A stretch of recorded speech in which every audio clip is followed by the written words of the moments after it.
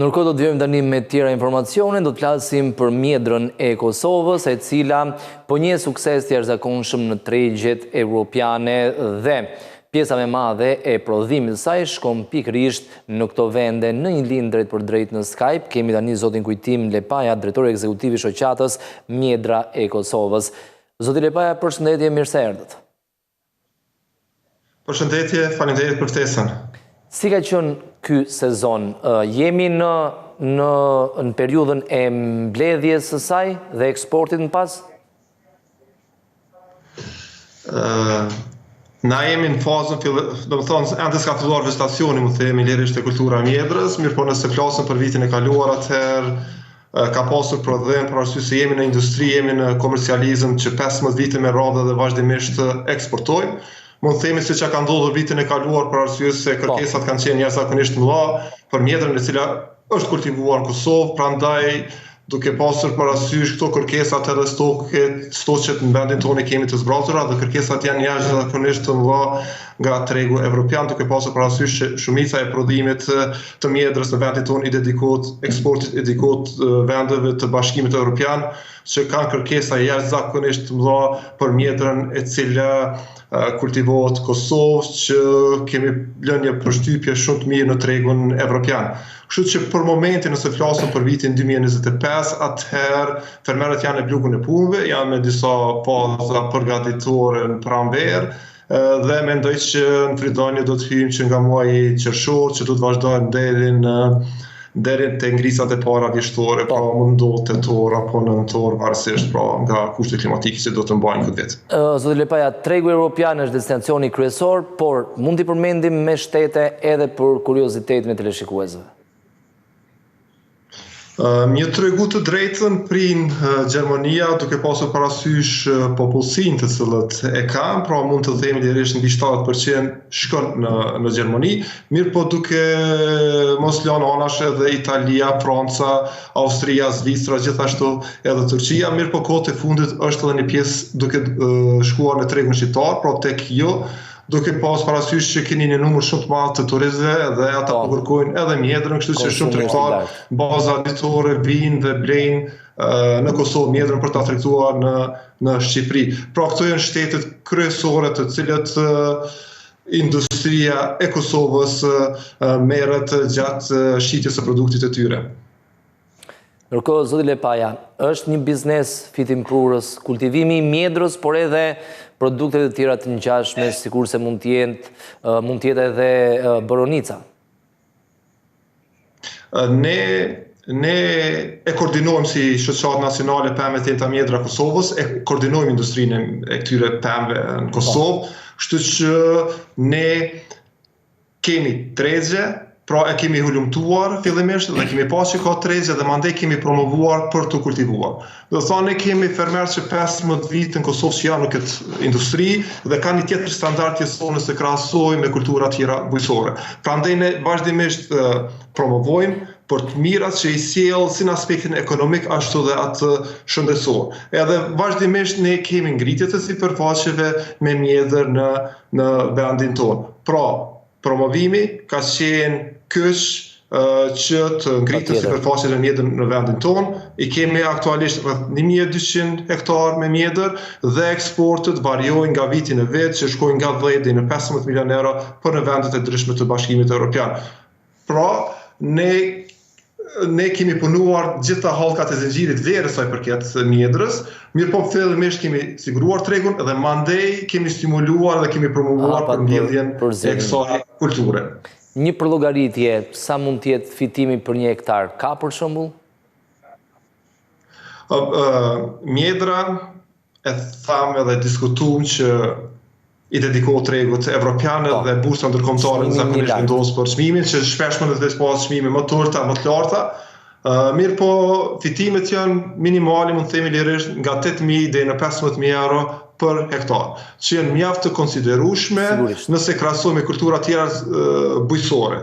Kështu që edhe nuk nevojitet, mund të themi lirisht, punë intensive, pra këto që ka përgjithësisht janë rreth 6 muaj punë, pra nga prilli deri në tetor apo nëntor, varësisht me kushteve klimatike.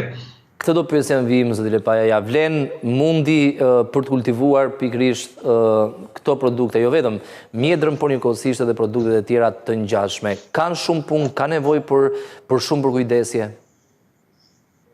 Janë kulturat më strategjike lidhur me në Kosovë, prandaj dhe është investuar shumë si nga donatorët, mirë po dhe nga qeveritë e ndryshme në Kosovë për zhvillim sa më të hashme të këtyre kulturave, këtë rast mjedrës apo edhe boronicës.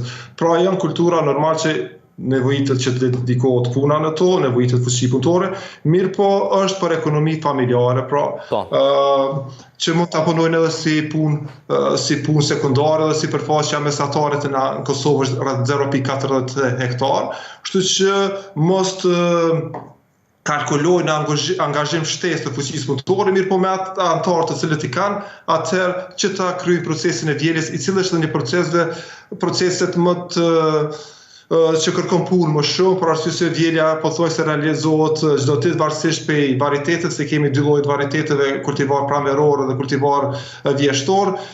Mirë po te ne në Kosovë nuk ka pasur deri më tani probleme, për shkak se janë sipërfaqet e vogla, ndërsa kur janë sipërfaqet më të mëdha do të kalkulohet në farë mënyrë që të sigurohet edhe fuqia punëtore, për arsye se tashmë edhe Ballkani është i prekur nga mungesa e fuqisë punëtore dhe mund me pas problem fermerët në sigurimin e tyre. Me subvenciones. Mirë po, ne rekomandojmë për arsye se tregu në farë mënyrë është i sigurt. Dhe kur është tregu i sigurt, atëherë këto pjesë tjera, atëherë janë shumë lehtë menaxhohet. Prandaj edhe ne si shoqat Lerish mund të themi, bashkërisht me profesorët e Universitetit Bujqësor të Tiranës, në farë mënyrë është nisur edhe një farë iniciative edhe në Shqipëri që të themelohet dhe stabilizohet industria e mjedrës. Fillimisht është një projekt pilot përmes GIZ-i gjerman në Shqipërinë Veriore, pra në zonë e Shkupi dhe në Kuks, dhe si për qëllim ka ndaljen e migrimit, për arsye se mjedra sjell të ardha mjaft të mëdha për njësi sipërfaqes. Ndërkohë, zoti Lepaja, tek subvencionet, si është mbështetja nga qeveria e Kosovës, sepse në Shqipëri pak ditë më parë filloi zyrtarisht edhe skema e subvencioneve. Por në Kosovë janë të kënaqshme mbështetjet që ofron qeveria? Ne, si shoqat, ne punojmë për të përmirësuar mirëqenien e fermerëve, për t'ia lehtësuar atyre. Deri para disa viteve mbështetja për fermerët e mjedrës është bërë për njësi sipërfaqe ku kanë përfituar rreth 400 euro për hektar. Mirë po ne këtë e kemi ndryshuar, edhe kemi sjellur për në kilogram. Për arsye se ideja jonë ka qenë që mbështeten ata fermerë të cilët janë punëtorë dhe dëmbelet mos të mbështeten. Kështu që tash mbështeten me 20 cent për kilogram të prodhuar dhe të eksportuar apo shqitur në tregun lokal. Pra tash, një fermer nëse i prodhon 10 ton për hektar, atëherë mund të merr deri në 2000 euro për hektar subvencione.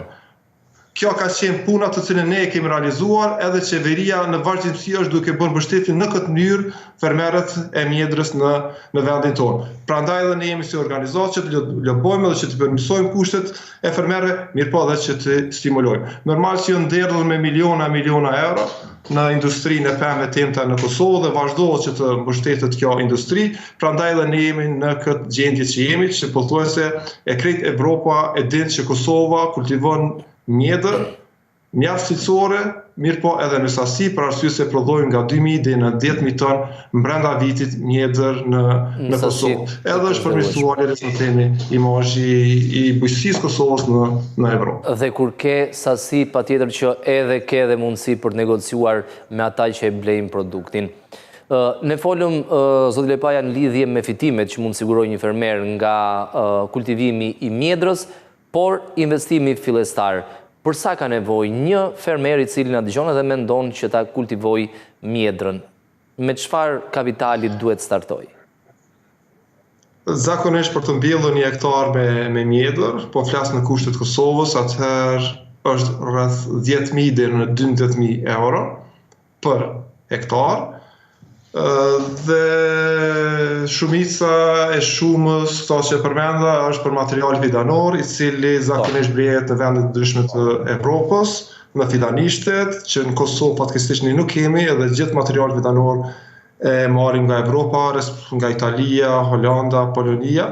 Pra ajo është, mund të themi lirisht, 60% e investimit. Mirë po, ky është investim, nuk është një vjeçar, ky është investim paktën për 10 vite, për arsye se gjatësia e një pemishje të mjedrës është minimumi 10 vite, që ne në Kosovë kemi dhe në 15 vite. Që është mëse ka leverdi. Dhe për të mbyllur bisedën, Zoti Lepaja, si i shikoni shanset për zgjerimin e mjedrës edhe në Shqipëri përveç projektit pilot që ju e përmendët? Neve vazhdimisht na kontaktojnë fermer potencial nga Shqipëria, të cilët dëshirojnë që të hyjnë në industrinë e mjedrës. Edhe Shqipëria është, mund të themi lirisht, një prej vendeve të ralla, duke pasur parasysh klimën të cilët e posedon nga veriu deri në jug, dhe ka një potencial mjaft të madh që mund të ambulon tregun e freskët, mund të themi lirisht për të paktën rreth 8 muaj. Pra ky projekti i cili është duke realizuar tani është mjaft i rëndësishëm që të jetë i suksesshëm, dhe duke pasur suksesin e tyre atëherë do të stimulojnë edhe të tjerë që ta kultivojnë mjedrën. Shqipëria, vetëm për tregun e brendshëm, bazë disa analizave që i kemi realizuar ne bashkërisht me kolegët në Tiranë, i nevojitën rreth 50 hektar vetëm që ta mbulon konsumin e brendshëm. Edhe mandej të mendon për eksporte për vendet e ndryshme të BE-s.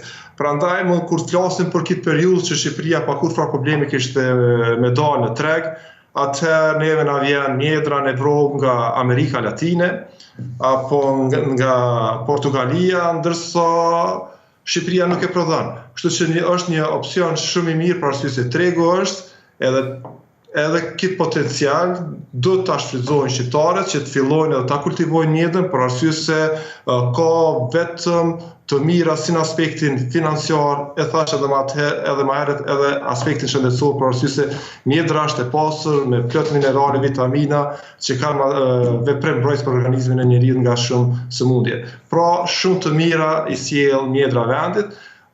Fermerët tonë kanë tjetër standard, të cilët e kultivojnë mjedrën edhe në gjendjen ekonomike. Pra është përmirësuar mirëqenia sociale në bazë të kultivimit të mjedrës, që vazhdimisht ju sjell të ardha për njësi sipërfaqes. Zoti Lepaja, ju falenderoj për këtë lidhje të drejt për drejt në studion e televizionit Skan, dhe të shpresojmë që sezoni do të jetë shumë i mbar se ai i 2024-s. Faleminderit. Ashtu edhe po pritet, për arsye se stoku është i zbrazur dhe kërkesat janë shumë të mëdha dhe shumë kompani dëshirojnë që sa më herët ta kontraktojnë produktin i cili kultivohet në Kosovë. Ju falenderoj shumë për ftesën dhe për mundësinë që të jem në emisionin e juaj dhe të flas sot pak minuta për mjedrën, dhe shpresojmë që shikuesit e juaj do të shqetësohen edhe dikush prej tyre të fillon ta kultivojnë mjedrën. Faleminderit edhe një herë.